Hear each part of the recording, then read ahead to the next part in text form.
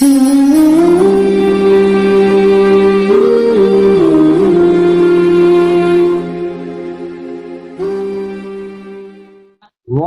25 جون 1993 بمقام جامع مسجد صدیق اکبر ناگن چورنگی کراچی مولانا عبدالغفور ندیم صاحب قاتلان حسین کے موضوع پر خطاب فرما رہے ہیں۔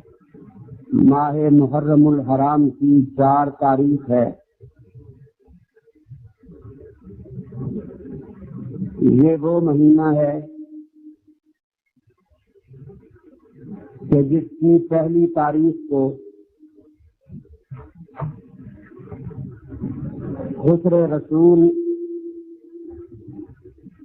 مراد پیمبر داماد حیدر سیدنا فاروق اعظم رضی اللہ تعالی عنہ شہید ہوئے، اور اسی مہینے کی 10 تاریخ کو نواسہ رسول سیدہ شباب اہل الجنہ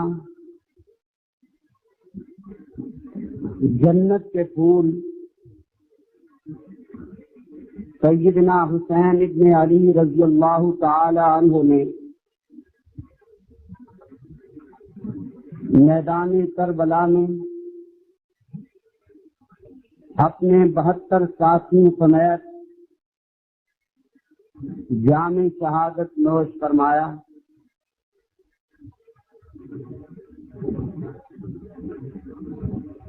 شہادت حسین تو ہر عالم بیان کرتا ہے، اور بعض تاریخی من گھڑت واقعات سنا کر آپ کو رلانے کی کوشش کرتا ہے، لیکن ہمارا مزاج یہ نہیں ہے۔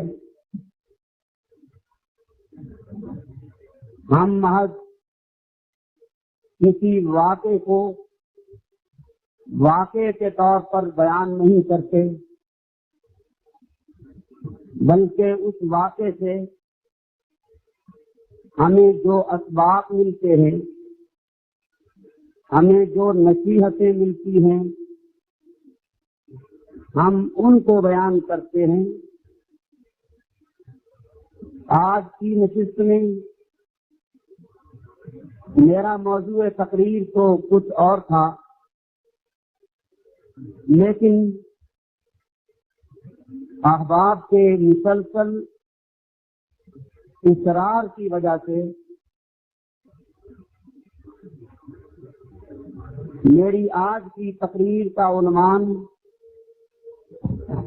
قاتلان حسین کے عنوان سے معنون ہے۔ وہ کون سے عناصر ہیں کہ جن کے ہاتھوں کربلا کا دولہا نواسہ رسول حضرت حسین رضی اللہ تعالی عنہ بے دردی اور مظلومیت کے ساتھ شہید ہوئے۔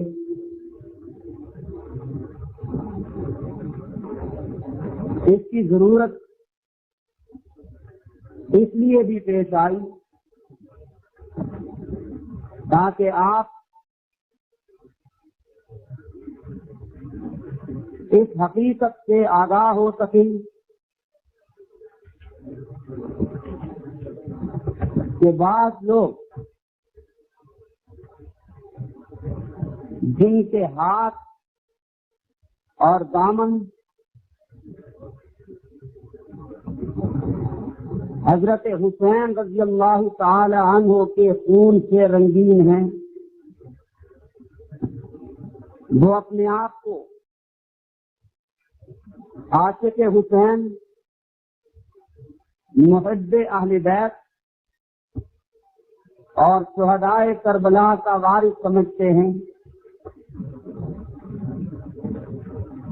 میری یہ گزارشات ایک مقدمہ کی حیثیت رکھتی ہیں. گویا ایک مقدمہ ہے جسے میں نے عوام کی عدالت میں یعنی آپ کے سامنے پیش کرنا ہے، اور پھر آپ ہی سے اس مقدمے کا فیصلہ کروانا ہے، اور آپ انشاءاللہ شرح صدر کے ساتھ بڑے اطمینان اور وثوق کے ساتھ یہ فیصلہ کریں گے کہ حضرت حسین رضی اللہ تعالی عنہ کے قاتل کون لوگ. عزیز دوستو، اس دنیا میں یہ ضابطہ ہے، یہ اصول ہے کہ جس کے ہاں سے، جس کے گھر سے چوری کا مال برآمد ہو جائے، چور اسی کو سمجھا جاتا ہے. جس کے ہاتھ سے آلہ قتل برآمد ہو جائے، قاتل اسی کو سمجھا جاتا ہے. اس اصول اور ضابطے کے پیش نظر جب ہم نے اپنے گرد و پیش پہ نظر دوڑائی تو ہم نے ایک طبقے کو دیکھا کہ جس کے پاس آلہ قتل موجود ہے، خون آلود خنجر موجود ہے، خون آلود تلواریں موجود ہیں، اور مال غنیمت کے طور پر ان کے پاس حضرت حسین رضی اللہ تعالی عنہ کا گھوڑا بھی موجود ہے، حضرت حسین رضی اللہ تعالی عنہ کی دستار بھی موجود ہے. جب یہ چیزیں ہم نے دیکھی تو ہمیں شک ہوا کہ کہیں حضرت حسین کے قاتل یہی لوگ تو نہیں ہیں جن کے ہاتھ سے آلہ قتل برآمد ہو رہا ہے. لیکن ہم نے اس شک کو شک ہی کے درجے میں رکھا. پھر ایک اور چیز ہمیں نظر آئی، وہ یہ کہ مثال کے طور پر ایک شخص بیمار ہے، اس کی اولاد اس کی بیماری کے ایام میں، اس کی علالت کے دنوں میں، جبکہ وہ شخص زندہ ہے، حیات ہے، اولاد روتی ہے، آہو فغاں کرتی ہے، اولاد نالہ و فریاد کرتی ہے، اور جس دن باپ کا انتقال ہو جاتا ہے تو اولاد رونا دھونا بند کر دیتی ہے، آہو فغاں بند ہو جاتی ہے، اور اب باپ کے مرنے کے بعد وہ اپنے تمام غم و اندوہ کو بھول کر اپنے کاروبار میں لگ جاتے ہیں. تو دیکھنے والا یہی کہے گا کہ ان کو اپنے باپ کی زندگی پر افسوس تھا، مرنے کا افسوس نہیں ہے، ورنہ ہم دنیا میں دیکھتے ہیں کہ جس کو افسوس ہوتا ہے وہ مرنے کے بعد روتا ہے۔ باپ کے مرنے کے بعد اولاد روتی ہے، بھائی کے مرنے کے بعد بھائی روتے ہیں، اور جب کوئی شخص مرنے سے پہلے رو رہا ہے، باپ ابھی زندہ ہے یہ رو رہا ہے، باپ ابھی زندہ ہے یہ نوحہ کر رہا ہے، اور جب باپ مر جاتا ہے اس کا رونا دھونا موقوف ہو جاتا ہے، تو ہم اسی نتیجے پر پہنچیں گے کہ اس کو باپ کے مرنے کا غم نہیں، باپ کے زندہ رہنے کا غم تھا، اور جب باپ مر گیا تو یہ خاموشی سے بیٹھ گئے، گویا ان کا مقصد پورا ہو گیا۔ اسی طرح اسی مثال کو سامنے رکھ کر جب ہم گرد و پیش میں دیکھتے ہیں تو ایک طبقہ ہمیں نظر آتا ہے جو یکم محرم سے لے کر 10 محرم تک حضرت حسین کے غم کا ڈرامہ رچا کر ملت کو دھوکہ دیتے ہوئے نوحہ کناں ہوتا ہے، ماتم و سینہ کو بھی کرتا ہے، لیکن 10 محرم کو عصر کے وقت جب نواسہ رسول حضرت حسین رضی اللہ تعالی عنہ شہید ہو جاتے ہیں تو یہ ماتم بند کر دیتے ہیں، ان کا نوحہ ختم ہو جاتا ہے، ان کی الٹی چارپائیاں سیدھی ہو جاتی ہیں۔ تو ہم اس نتیجے پر پہنچے، ہم نے جب دیکھا کہ یہ لوگ حضرت حسین کی شہادت سے پہلے روتے ہیں، اور جس وقت شہادت ہو جاتی ہے شہادت کے بعد رونا بند کر دیتے ہیں، تو ہمیں مزید شک ہوا کہ اگر یہ حضرت حسین کے وفادار ہوتے تو ان کی شہادت کے بعد روتے اور سارا سال روتے، لیکن یہ تو پہلے روتے ہیں۔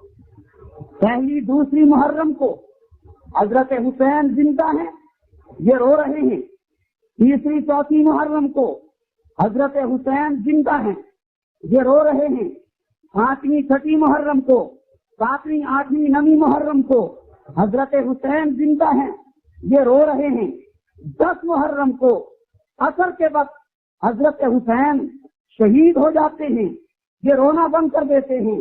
ہمیں شک ہوا کہ حضرت حسین رضی اللہ تعالی عنہ کے قتل میں انہی لوگوں کا ہاتھ ہے، ورنہ دکھ ہوتا، غم ہوتا، شہادت کا افسوس ہوتا کہ شہادت کے بعد روتے، پہلے نہ روتے۔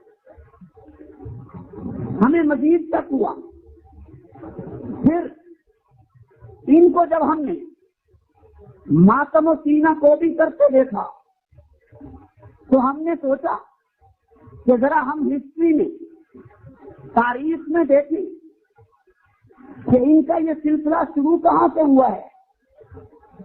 ماتم و سینہ کو بھی کرنے والے تاریخ میں کہیں ان کے آباء و اجداد بھی ہیں۔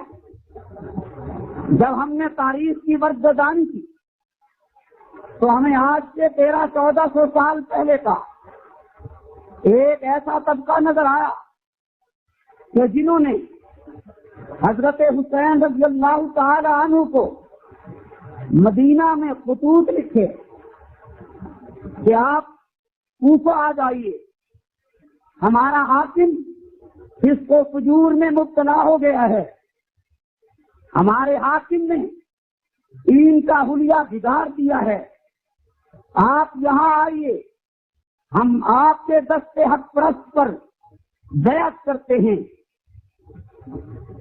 کتب میں لکھا ہے تقریباً 12,000 خطوط حضرت حسین رضی اللہ تعالی عنہ کی طرف لکھے گئے۔ ان خطوط کو پڑھ کر حضرت حسین رضی اللہ تعالی عنہ کوفہ تشریف لائے، اپنے اہل خانہ کے ہمراہ، اہل بیت رسول کے ہمراہ کوفہ تشریف لائے۔ جب کوفہ پہنچے تو یہاں منظر کچھ عجیب تھا۔ وہی لوگ جنہوں نے خطوط لکھے تھے، وہ تلواریں لیے ہوئے تھے، جنہوں نے خطوط لکھے تھے ان کے تیور بدلے ہوئے تھے، جنہوں نے خطوط لکھے تھے ان کی آنکھوں میں خون اترا ہوا تھا۔ حضرت حسین رضی اللہ تعالی عنہ نے فرمایا کہ ظالمو، یہ تمہیں کیا ہو گیا ہے؟ تم نے مجھے بلایا تھا، میں تمہارے کہنے پر آیا، لیکن آج یہ تمہارے تیور بدلے ہوئے کیوں دیکھ رہا ہوں؟ اگر میرا آنا تمہیں ناگوار گزرا ہے تو میں 3 شرائط پیش کرتا ہوں۔ مجھے مدینہ واپس چلا جانے دو، مجھے اسلامی حکومت کی سرحدات پہ چلے جانے دو، یا مجھے یزید کے پاس چلا جانے دو، میں اس سے خود معاملہ طے کر لوں گا۔ لیکن ان لوگوں نے کہا کہ نہیں جناب، ہم آپ کو مدینہ بھی نہیں جانے دیتے، اسلامی سرحدات پہ بھی نہیں جانے دیتے، یزید کے پاس بھی نہیں جانے دیں گے۔ حضرت حسین رضی اللہ تعالی عنہ نے ان شرائط کو جب پیش کیا تو ان لوگوں نے جنہوں نے بلایا تھا شرائط کو پورا کرنے سے، شرائط پر عمل کرنے سے انکار کر دیا، اور ایک روایت کے مطابق وہ یہ بھی کہنے لگے کہ حسین، اگر آپ یزید کے پاس جانا چاہتے ہیں تو ہمارے جو خطوط آپ کے پاس ہیں وہ خطوط سارے ہمارے حوالے کر جاؤ، پھر چلے جاؤ۔ کیوں؟ مقصد کیا تھا کہ حضرت حسین یزید کے پاس جائیں گے، یزید سے بات ہوگی، وہ پوچھے گا کہ حسین آپ یہاں کیوں آئے؟ آپ تو نانا کے پڑوس میں مدینۃ الرسول میں اطمینان و سکون کی زندگی گزار رہے تھے، آپ یہاں کیوں آئے؟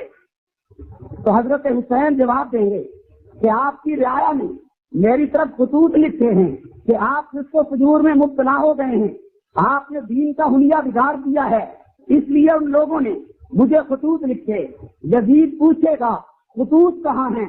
حسین وہ خطوط ڈھیر کر دیں گے یزید کے سامنے، ان خطوط پر ہمارے نام لکھے ہیں، ہمارے پتے لکھے ہیں، ہمارے محلے کا نام لکھا ہے، ہمارے نام اس کے اوپر موجود ہیں۔ یزید کے سامنے ہمارے نام پہنچیں گے، ہمارا ایڈریس پہنچے گا۔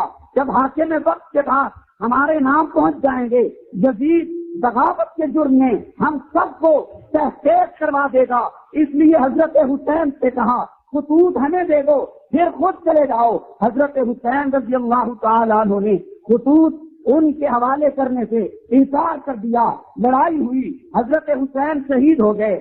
شہید کرنے والوں نے جنہوں نے اپنے آپ کو حسین کا وفادار کہا تھا، حسین رضی اللہ تعالیٰ عنہ کا ہمدرد کہا تھا، انہوں نے حضرت حسین کو شہید کرنے کے بعد ندامت کا اظہار کیا، افسوس ہوا کہ ہم نے بڑی غلطی کی۔ چنانچہ ان لوگوں میں سے ایک جماعت تیار ہوئی جس جماعت کو توابین کہا جاتا ہے، توبہ کرنے والے۔ پھر توابین کے نام سے ایک جماعت انہوں نے بنائی، اور جماعت بنانے کے بعد انہوں نے حضرت حسین کے غم میں ماتم شروع کر دیا، حضرت حسین کے غم میں سینہ کوبی شروع کر دی۔ پہلے خود قتل کیا، پھر خود سینہ کوبی کی۔ اس سینہ کوبی کے واقعے کو جب ہم نے تاریخ میں پڑھا اور آج ہم نے اپنی آنکھوں سے سینہ کوبی اور ماتم کرنے والے ایک گروہ کو دیکھا تو ہم اس نتیجے پر پہنچے کہ یہ لوگ انہی کی روحانی اولاد ہیں، وہ لوگ انہی کے آباء و اجداد ہیں۔ انہوں نے اس وقت ماتم شروع کیا تھا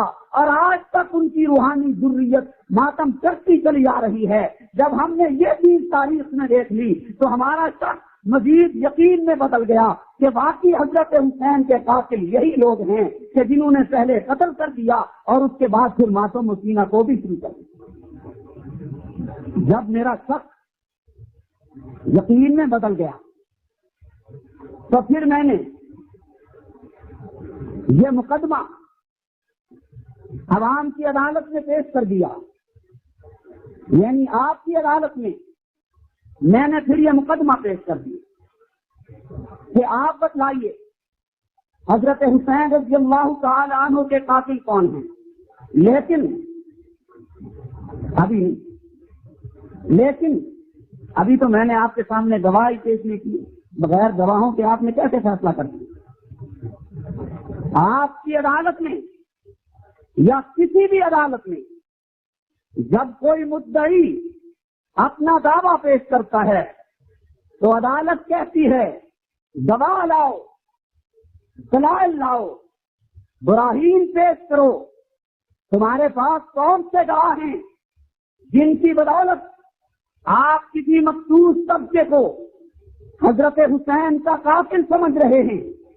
تو میں نے کہا بالکل ٹھیک ہے، میں گواہ پیش کرتا ہوں، اور گواہ بھی ایسے مسلم گواہ لاؤں گا، ایسے معتبر ترین گواہ لاؤں گا، ایسے عجیب المرتبت اور سچے گواہ لاؤں گا جن کی گواہی کو اہل سنت بھی تسلیم کریں گے، جن کی گواہی کو شیعہ بھی تسلیم کرے گا، جن کی گواہی کو دیوبندی بھی مانے گا، جن کی گواہی کو بریلوی بھی مانے گا، جن کی گواہی اہل حدیث بھی مانے گا، جن کی گواہی کو مقلد بھی مانے گا، غیر مقلد بھی مانے گا. ایسے گواہ پیش کروں گا کہ جن گواہوں کی تکذیب نہ کی جا سکے، جن گواہوں کی گواہی کو رد نہ کیا جا سکے. گواہ پیش کروں. عموماً عدالت کہتی ہے 2 معتبر گواہ لاؤ. کتنے؟ 2. لیکن میں 2 نہیں، 2 سے زیادہ پیش کروں. 2 گواہ معتبر مل جائیں تو دعویٰ ثابت ہو جاتا ہے. میں 2 نہیں، 2 سے زیادہ گواہ پیش کروں گا. پہلا گواہ اس مقدمے کا، پہلا گواہ نواسہ رسول حضرت حسین ابن علی رضی اللہ تعالی عنہ. شیعہ مذہب کی معتبر ترین کتاب جلاء العیون کے جلد 1 میں صفحہ 182 پر حضرت حسین رضی اللہ تعالی عنہ کا خطبہ اہل کوفہ کے سامنے موجود ہے. حضرت حسین خطاب کر کے فرماتے ہیں کہ او کوفیو، او کوفہ کے مکارو، تم نے مجھے خطوط لکھ لکھ کے بلوایا، تم نے دین کو بچانے کے لیے میری رہنمائی حاصل کرنا چاہی، اور جب میں تمہارے خطوط کے نتیجے میں پہنچ گیا ہوں تو تم نے میرے خلاف تلوار اٹھا لی ہے، تم نے ہمارے لیے فراق کا پانی بند کر دیا ہے. ظالموں، تم نے ہم پر فراق کا پانی آپ بند کیا ہے. رب قیامت کے دن تمہیں پانی سے محروم رکھے، رب قیامت کے دن بھی تمہیں پیاسا کرتا ہے. یہ حضرت حسین کا خطبہ ہے کوفیوں کے سامنے. حضرت حسین رضی اللہ تعالی عنہ کی اس بات سے یہ حقیقت واضح ہوئی کہ حضرت حسین رضی اللہ تعالی عنہ کے قاتل کون ہیں؟ کوفی، شیعہ نہیں. ابھی شیعہ کی بات نہیں آئی، ابھی بات کوفیوں کی ہو رہی ہے. کوفیوں پہ خطاب کیا حضرت حسین نے، خطاب کوفیوں سے کیا، اپنا قاتل ان کو کہا. تو اس دلیل سے، اس پہلے گواہ کے بیان سے یہ بات معلوم ہوئی کہ حضرت حسین کے قاتل کون ہیں؟ کوفی ہیں. کون ہیں؟ کوفی. گواہ معتبر ہے یا نہیں؟ حسین ابن علی کی گواہی معتبر ہے کہ نہیں؟ حسین وہ انسان ہیں جنہیں سنی بھی مانتا ہے اور بزم خیز شیعہ بھی مانتا ہے. وہ بھی کہتا ہے میں مانتا ہوں.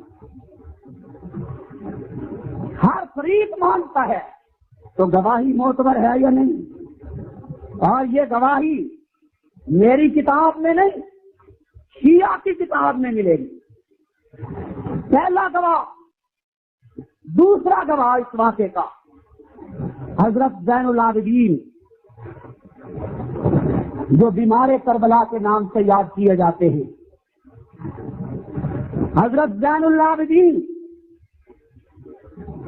شیعہ کی معتبر کتاب احتجاج طبرسی کے صفحہ 157 پر حضرت زین العابدین کا بیان موجود ہے کہ اس شہادت کربلا کے بعد جب اہل بیت کی خواتین کے ہمراہ حضرت زین العابدین کوفہ پہنچے اور وہاں جا کے دیکھا کہ کوفہ کی عورتیں رو رہی ہیں، کوفہ کے مرد نوحہ کر رہے ہیں، تو حضرت زین العابدین جو بیمار تھے بڑی کمزور آواز میں حلالت اور نقاہت میں حضرت زین العابدین فرماتے ہیں کہ او کوفہ کے مکارو، او کوفہ کے غدارو، او دھوکہ بازو، تم ہم پر غم کر رہے ہو، ہماری وجہ سے تم رو رہے ہو، نوحہ کر رہے ہو، بتلاؤ تمہارے بغیر ہمیں قتل کس نے کیا ہے؟ حضرت زین العابدین کی گواہی کے مطابق حضرت حسین اور شہداء کربلا کے قاتل کون ہے؟ کوفی ہیں۔ کون ہے؟ حضرت زین العابدین کی گواہی منظور ہے یا نہیں؟ گواہ معتبر ہے یا نہیں؟ دوسرے گواہ کے تیسرا گواہ حضرت زینب بنت علی، حضرت علی رضی اللہ تعالی عنہ کی بیٹی حضرت زینب گواہ ہیں۔ جلاء العیون شیعہ کی معتبر کتاب میں حضرت زینب بنت علی کا بیان موجود ہے۔ جب کوفہ کے لوگوں کو حضرت زینب نے ماتم کرتے ہوئے دیکھا، غم حسین میں نوحہ کنا دیکھا، تو زینب بنت علی فرماتی ہیں کہ او کوفہ کے مکارو، تم لوگوں نے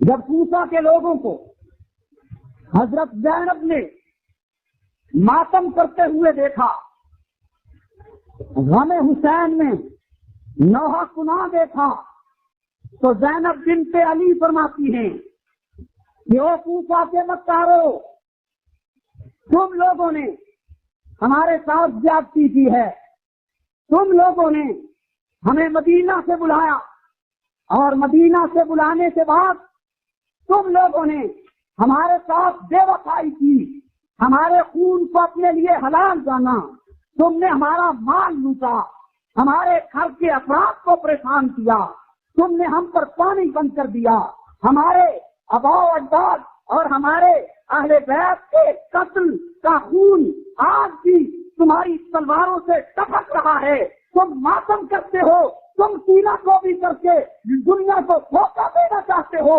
جبکہ ہمارے قتل میں سوائے تمہارے اور کسی کا ہاتھ نہیں ہے۔ شیعہ کی کتاب سے حضرت زینب بنت علی کی گواہی آپ کے سامنے آئی۔ حضرت زینب بنت علی کی گواہی معتبر ہے یا نہیں؟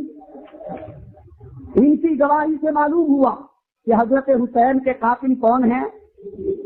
کون ہیں؟ اونچے واسطے حضرت حسین کے قاتل کون ہیں؟ اونچی کتنی گواہیاں ہو گئیں؟ 3 گواہیاں ہو گئیں۔ چوتھا گواہ اس مقدمے کا حضرت فاطمہ بنت حسین، حضرت فاطمہ بنت حسین، حضرت حسین کی بیٹی فاطمہ جب کوفیوں کو روتے دھوتے دیکھتی ہیں تو حضرت فاطمہ بنت حسین ان کو خطاب کر کے کہتی ہیں، احتجاج طبرسی میں یہ گواہی بھی موجود ہے، شیعہ کی کتاب میں موجود ہے، فرماتی ہیں ظالمو، تم نے آج سے پہلے ہمارے دادا علی کو بھی شہید کیا تھا اور آج تم نے ہمارے حضرت حسین کو شہید کیا، آج تم نے اہل بیت کے خون سے اپنے دست و دامن کو رنگین کیا ہے، ظالمو اللہ تمہارا ستیہ ناش کرے، تم پہ کروڑوں لعنتیں ہوں رب ذوالجلال کی کہ تم نے ہم پر ظلم کیا ہے، ہم پر ستم ڈھایا۔ حضرت فاطمہ بنت حسین نے گواہی دی، گواہی معتبر ہے یا نہیں؟ ہے معتبر۔ حضرت فاطمہ بنت حسین کی گواہی سے بھی یہ بات معلوم ہوئی کہ حضرت حسین کے قاتل کون ہیں؟ کوفی۔ قاتل کون ہے؟ کتنی گواہیاں ہو گئی؟ 5واں گواہ ناسخ التواریخ جلد 1 صفحہ 301 پر حضرت ام کلثوم بنت علی گواہی دے رہی ہیں. حضرت ام کلثوم بنت علی گواہی دے رہی ہیں اور فرماتی ہیں کہ او کوفہ کے مکارو، تم نے ہم پہ ظلم کیا ہے، اور یاد رکھو پیغمبر اقدس صلی اللہ علیہ وسلم کے بعد امت کے بہترین افراد کو تم نے قتل کا نشانہ بنایا ہے. حضرت ام کلثوم بنت علی کی گواہی معتبر ہے یا نہیں؟ اور یہ سیاہ کی کتاب میں گواہی موجود ہے. کتنے گواہ ہو گئے؟ 5 گواہ ہو گئے. یہ 5 گواہ تو یوں سمجھیے کہ شہدائے کربلا کے وارث ہیں، اہل بیت میں سے ہیں. اب ایک اور گواہی ہے. ایک شیعہ مصنف اپنی کتاب خلاصۃ المصائب میں لکھتا ہے کہ لیس فیہم شامی ولا حجازی بل جمیعہم من اہل الکوفہ. شیعہ مصنف خلاصۃ المصائب کا مصنف اس حقیقت کو تسلیم کرتا ہے کہ حضرت حسین کے قتل میں نہ کوئی شامی تھا نہ کوئی حجازی تھا. لکھتا ہے بل جمیعہم من اہل الکوفہ، بلکہ سارے کے سارے قاتلین حسین، قاتلان حسین وہ کوفہ کے رہنے والے. کتنی گواہیاں ہو گئی؟ 6 گواہیاں ہو گئی. 6 گواہوں کے بیانات سے یہ حقیقت واضح ہو گئی کہ حضرت حسین رضی اللہ تعالی عنہ کے قاتل کون تھے؟ اونچی آواز سے بولیے. کوفی تھے. کون تھے؟ کوفی. سب نے ایک گواہی دی، بیک زبان کہا کہ ہمارے قاتل کوفی ہیں. حضرت حسین ابن علی فرماتے ہیں ہمارے قاتل کوفی ہیں. حضرت امام زین العابدین فرماتے ہیں ہمارے قاتل کوفی ہیں. زینب بنت علی فرماتی ہیں ہمارے قاتل کوفی ہیں. اسی طرح فاطمہ بنت حسین فرماتی ہیں ہمارے قاتل کوفی ہیں. حضرت ام کلثوم بنت علی فرماتی ہیں ہمارے قاتل کوفی ہیں. صاحب خلاصۃ المصائب شیعہ مصنف اقرار کرتا ہے کہ حضرت حسین کے قاتل کوفی ہیں. جب یہ حقیقت واضح ہو گئی کہ حضرت حسین کے قاتل کوفی تھے تو اب اگلا سوال پیدا ہوتا ہے کہ کوفہ میں سنی بھی تھے، کوفہ میں شیعہ بھی تھے، نہ جانے کس نے قتل کیا ہے. ان تمام دلائل سے، ان تمام گواہوں کے بیانات سے ایک بات ثابت ہو رہی ہے کہ حضرت حسین کے قاتل کوفی لوگ تھے. لیکن یہ کہاں ثابت ہوا کہ قاتل سنی تھے؟ یہ کہاں ثابت ہوا کہ قاتل شیعہ تھے؟ ان دلائل کی بنیاد پر لڑائی ہوتی ہے. سنی کہتا ہے شیعہ قاتل ہیں، شیعہ کہتا ہے سنی قاتل ہیں. ہمیں اور دلائل کی ضرورت ہے تاکہ ہم اس نتیجے پر پہنچیں کہ ان 2 فریق میں سے حضرت حسین کا قاتل کون تھا. ہم اس کشمکش میں مبتلا ہو گئے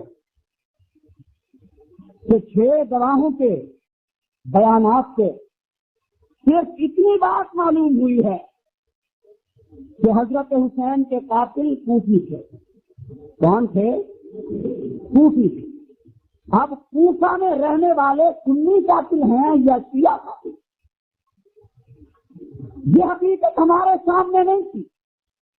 ہم نے ریسرچ کی، تحقیقات کی، تو ہمیں لگے رہے تو ہماری مشکل کو ایک شیعہ مجتہد نور اللہ کوستری نے حل کر دیا. نور اللہ کوستری نے اپنی کتاب مجالس المومنین کے صفحہ 25 پر مجلس اول میں لکھا کہ کوفہ میں رہنے والے ٹوٹل شیعہ تھے. اگر کوئی یہ کہے کہ کوفہ میں سنی رہتے تھے تو نور اللہ کوستری کہتا ہے اسے دلیل پیش کرنی چاہیے، وہ اس کا ثبوت پیش کرے. جبکہ شیعہ کوفہ میں اتنے تھے کہ ہمیں کسی دلیل کی کوئی ضرورت نہیں. نور اللہ کوستری نے کہا کہ کوفہ میں رہنے والے سارے کون تھے؟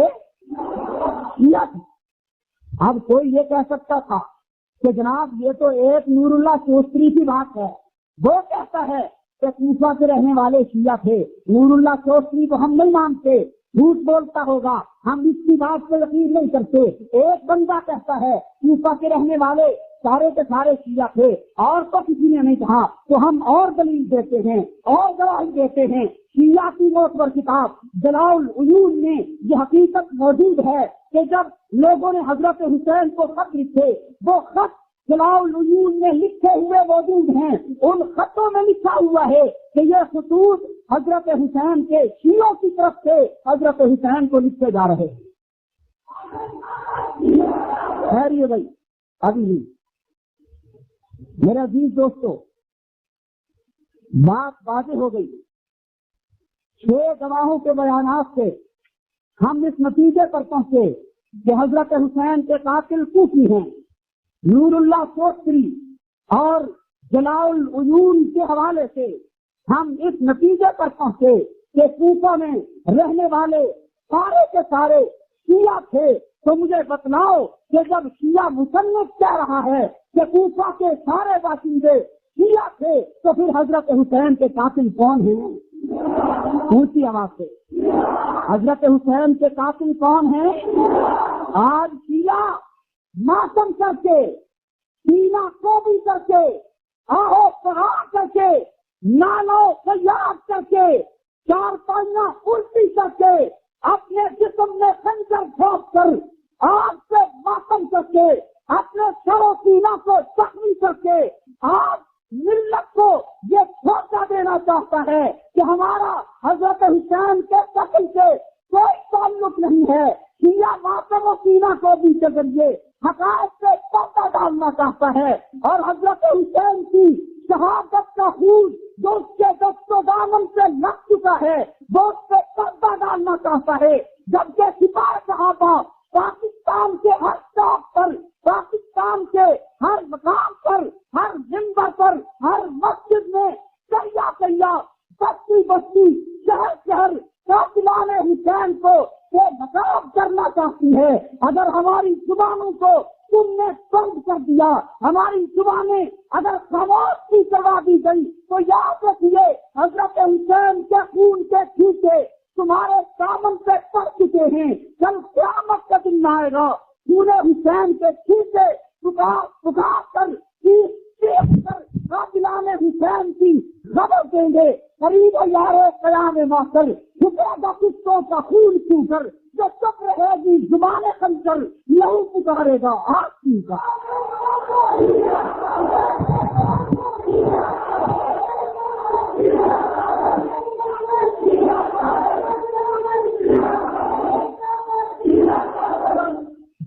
گواہوں کے بیانات سے جب یہ حقیقت واضح ہو چکی ہے کہ حضرت حسین رضی اللہ تعالی عنہ کے قاتل شیعہ ہیں، تو آج اس اجتماع کے توسط سے میں چیلنج کرتا ہوں کہ اگر تمہیں ہمارے دلائل میں شک ہے تو آؤ پاکستان کی کسی عدالت میں آؤ، ہائی کورٹ میں آؤ، سپریم کورٹ میں آؤ، اور شیعہ کو شک ہے وہ عدالت میں آئے، انتظامیہ کو شک ہے وہ عدالت میں آئے، حکومت کو شک ہے وہ عدالت میں آئے، عدالت میں آؤ، ہم حضرت حسین کے قاتل شیعوں کو ثابت کریں گے۔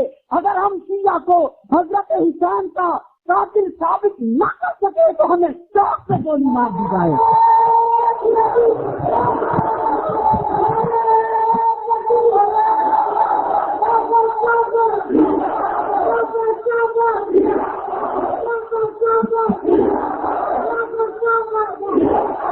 بس بھائی بس، ٹپکتی ہے اداؤں سے، برستی ہے نگاہوں سے، ٹپکتی ہے اداؤں سے، برستی ہے نگاہوں سے، عداوت کون کہتا ہے کہ پہچانی نہیں جاتی؟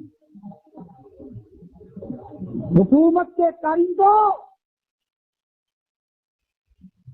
CID رپورٹ لو، ہمارے دلائل کو نوٹ کرو، ہم ثابت کرتے ہیں، اور اگر ہم ثابت کر دکھائیں دلائل و براہین کی روشنی میں شیعہ کو حضرت حسین کا قاتل اگر ہم ثابت کر دکھائیں تو پھر عوام کو، خواص کو، حکام کو، سیاستدانوں کو، دانشوروں کو، لیڈروں کو، مولویوں کو، علماء کو، وکلاء کو یہ ماننا پڑے گا کہ جو بدماش طبقہ، بدفطرت طبقہ، بدسیرت طبقہ، مابرصدر آثار طبقہ جو حضرت حسین کا قاتل ہے، ارے کون حسین جو جواب دیتے کہ میت سے نہ رویا وہ حسین، جو جواب دیتے کہ میت سے نہ رویا وہ حسین۔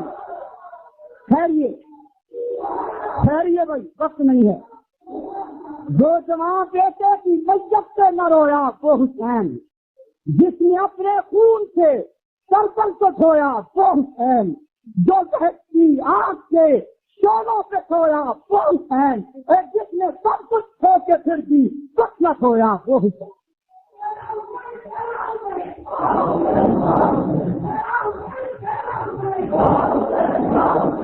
وہ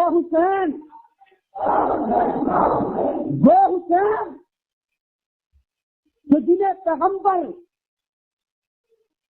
جنت کا پھول قرار دے، وہ حسین جنہیں پیغمبر جنت کے جوانوں کا سردار کہے، وہ حسین جسے پیغمبر اس کے محبت میں کبھی چمٹوں سے دکھائے، کبھی اس کی زبان سے، کبھی ان کے دندان مبارک سے پیغمبر دھوکہ دے، وہ حسین کہ جب جمعہ کے خطبہ کے دوران چلتے ہوئے مسجد میں آئے، ان کے پیر جلنے لگ جائے، نبوت خطبہ چھوڑ کے لپک کے حسین کو اپنی گود میں لے لے، جو طبقہ اس حسین کے قتل کے بعد نہیں لایا، جس کے ہاتھ، جس کا دامن اس حسین کے قتل کے خون سے رنگین ہے، مجھے کہنے دو اس سے بڑا ملک کا دشمن، اس سے بڑا اسلام کا دشمن، اس سے بڑا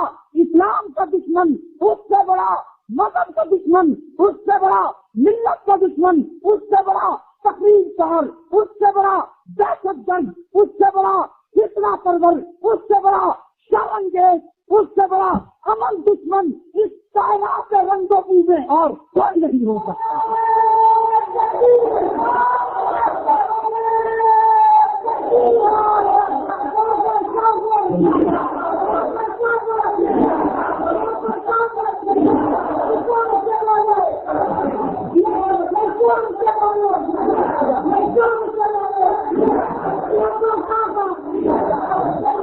انتظامیہ والوں ٹھہریے، انتظامیہ والوں، حکومت کے کاریگروں، CID رپورٹ کو، ہماری بات کو منوان دلال کے ساتھ لکھو، اور اگر تمہارے دلوں میں خوف خدا ہے، اگر تمہارے دلوں میں اس سے آخرت ہے، تو ہمارے دلال کو اعلیٰ حکام تک پہنچاؤ اور ان کو بتلاؤ کہ اگر عوام کے جان اور عوام کے مال کی حفاظت تم ضروری سمجھتے ہو تو عوام کے عقیدہ اور ایمان کی حفاظت ہم ضروری سمجھتے ہیں، اور جب قدرت کی تقسیم ہے تم عوام کے مال و جان کا تحفظ اپنی ذمہ داری سمجھتے ہو، ہم عوام کے عقیدہ و ایمان کا تحفظ اپنی ذمہ داری سمجھتے ہیں۔ قسمت کیا ہر ایک کو سچا میں اصل میں جو شخص کے جس چیز سے قابل نظر آیا، بلبل کو دیا نالا اور پروانے کو جلنا، غم ہم کو دیا جو سب سے مشکل نظر آیا۔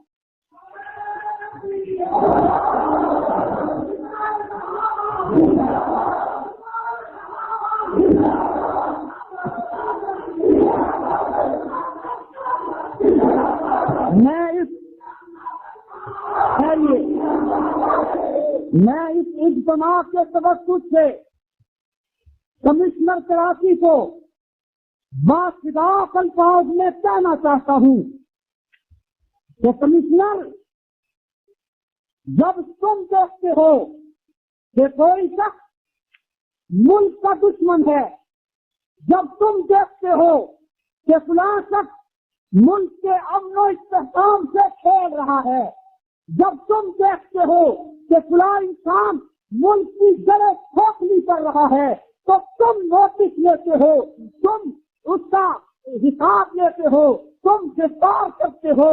اور جب ہم دیکھتے ہیں کہ فلاں طبقہ ملک کو، مذہب کو نقصان پہنچا رہا ہے، ہم دیکھتے ہیں فلاں طبقہ ملت کے ایمان کو کھوکھلا کر رہا ہے، جب ہم دیکھتے ہیں کہ فلاں طبقہ لوگوں کے ایمان و عقیدے سے کھیل رہا ہے تو ہم نوٹس لیتے ہیں، ہم ان کا حساب لیتے ہیں، ہم پاس پوچھ کرتے ہیں، ہم سب جواب کرتے ہیں۔ اگر ملک کے دشمن کے خلاف تمہارا اقدام بدامنی کا باعث نہیں بن سکتا تو مذہب کے دشمن کے خلاف ہمارا اقدام بھی بدامنی کا باعث نہیں بن سکتا۔ بات ٹھیک ہے یا نہیں؟ تم نے ملک کے استحکام کو اہمیت دی لیکن مذہب کا تحفظ بھول گئے۔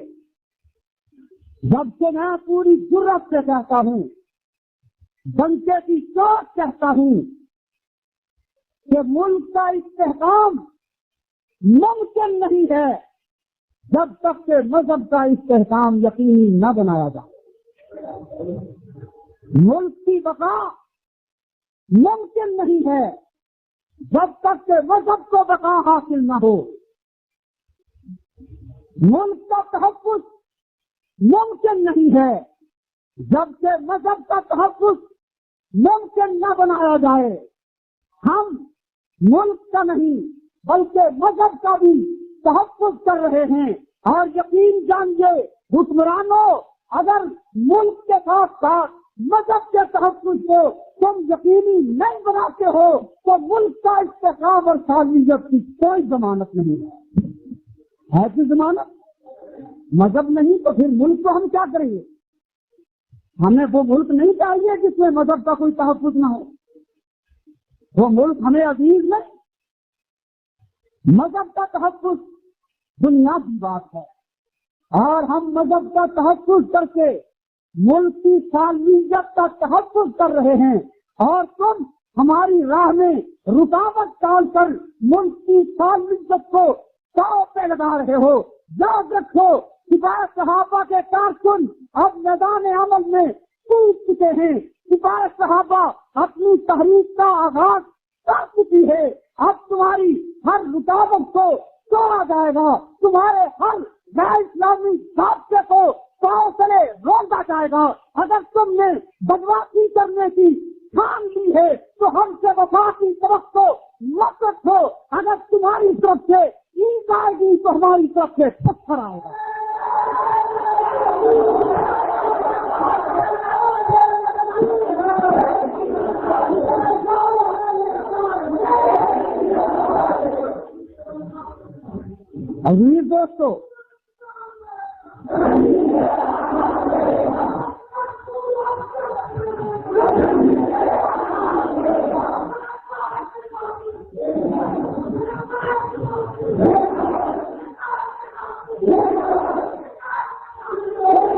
عزیز دوستو، ٹھہریے بھائی، بس کرو بھائی، بس کرو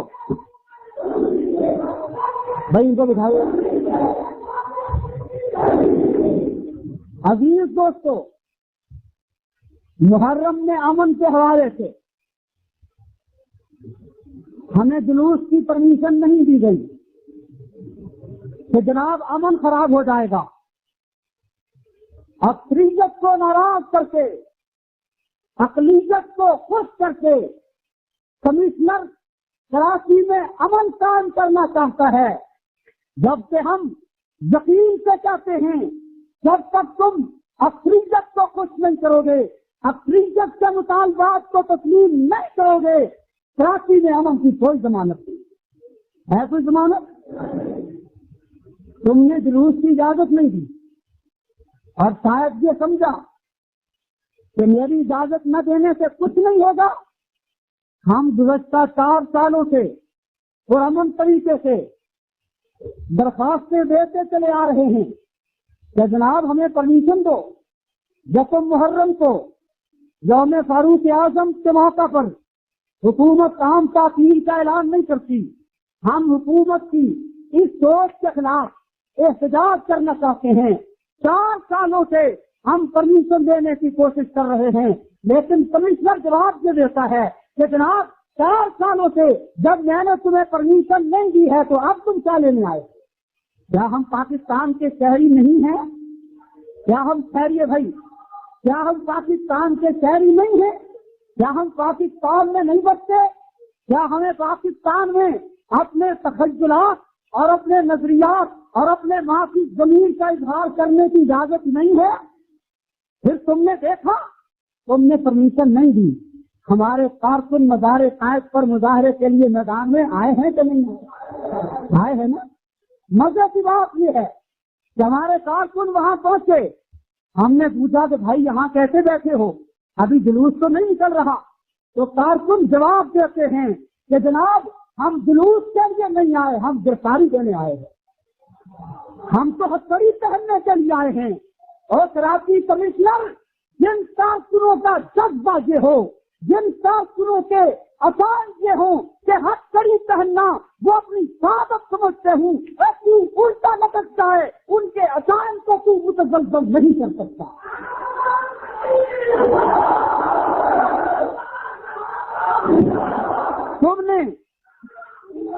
تم نے ایک مظاہرے کی ہمیں اجازت نہیں دی، اور وہ مظاہرہ ہوا، صرف اس دن نہیں ہوا، دوسرے دن بنارس چوک سے مظاہرہ ہوا، تم نے اجازت نہیں دی، تیسرے دن سارے فیصل سے مظاہرہ ہوا، تم نے اجازت نہیں دی، تو انشاءاللہ یہ مظاہرے کا سلسلہ 10 محرم تک جاری رہے گا۔ تم ایک مظاہرے کی اجازت دیتے، 2 گھنٹے 3 گھنٹے کے بعد سلسلہ ختم ہو جاتا، تم نے سمجھا کہ ہماری اجازت کے بغیر یہ کچھ نہیں کر سکتے، 4 سال سے کچھ نہیں کیا، اب بھی کچھ نہیں کر سکتے۔ سنو، بغور سے ہو سنو، 10 محرم تک روزانہ مظاہرے ہوں گے، اور پھر 10 محرم کو عین اس وقت جب مزار قائد پر شیعوں کا جلوس پہنچے گا، ہمارے قائدین کراچی کے وہ اس موقع پر اپنے ہزاروں کارکنوں کے ہمراہ اس موقع پر گرفتاری پیش کریں گے، اور اس 10 محرم کی گرفتاری کے بعد کراچی کے اندر جو طوفان اٹھے گا، تمہارا باپ بھی اس کے آگے بند نہیں باندھ سکے۔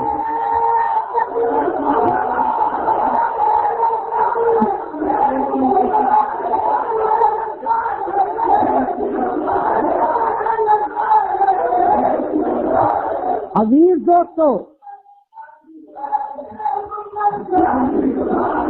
سامعین محترم، بس بھائی سامعین محترم، ہمیں حیرت ہے کہ یوم فاروق اعظم پر ہمیں جلوس کی اجازت نہیں دی گئی، کیوں؟ ہم چھٹی کا مطالبہ کرنا چاہتے تھے، اس لیے ظالموں تم 1 مئی کو تو چھٹی کر لیتے ہو، 1 مئی جسے تم یوم مزدور کا نام دیتے ہو، 1 مئی کہ جس دن شکاگو کے غیر مسلم مزدور ہلاک ہوئے تھے، مجھے بتلاؤ کہ غیر مسلم اگر مر جائے تو شہید کہلاتا ہے؟ غیر مسلم تو شہید کہتے ہیں۔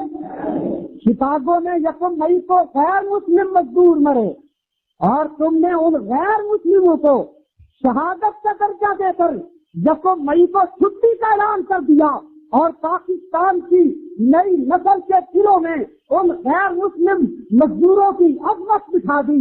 ظالموں، ان کو تم شہید کہتے ہو، اور فاروق اعظم کو محمد الرسول اللہ نے شہید کہا ہے۔ ایک دفعہ ایک پہاڑ پر پیغمبر موجود ہیں، پہاڑ ہلنے لگ گیا، پیغمبر نے ٹھوکر ماری اور فرمایا پہاڑ ہلتا کیوں ہے؟ ساکت ہو جا، تجھے معلوم نہیں کہ تیرے اوپر ایک نبی ہے، ایک صدیق ہے اور 2 شہید ہیں۔ ان 2 شہیدوں میں حضرت عمر بھی موجود تھے، حضرت عثمان بھی موجود تھے، اور جن کو تم شہید کہو ان کو شہید بنا کر ان کے جن پر تو چھٹی کی جا سکتی ہے، اور جن کو پیغمبر شہید کہے ان کے یوم شہادت پہ چھٹی کیوں نہیں دی جاتی؟ عزیز دوستو، آخر میں ہم صوبائی حکومت سے یہ مطالبہ کرتے ہیں کہ ہمیں ہر سال خلفائے راشدین کے ایام پر احتجاجی جلوس نکالنے کی اجازت دی جائے۔ اور دوسری بات، کمشنر کراچی جو شیعہ کی سائڈ لے رہا ہے، جو جانبداری کا مظاہرہ کر رہا ہے، ہم سب یہ مطالبہ کرتے ہیں کہ اس کمشنر کراچی کو کراچی سے برطرف کر دو، وگرنہ دروبام بگڑے ہوئے ہیں، قسم ہے بغاوت سے بکھرے ہوئے ہیں، اگر ناؤ ڈوبی تو ڈوبو گے سارے، نہ تم بچ سکو گے نہ ساتھی تمہارے۔ باخر دعوانا الحمدللہ رب العالمین۔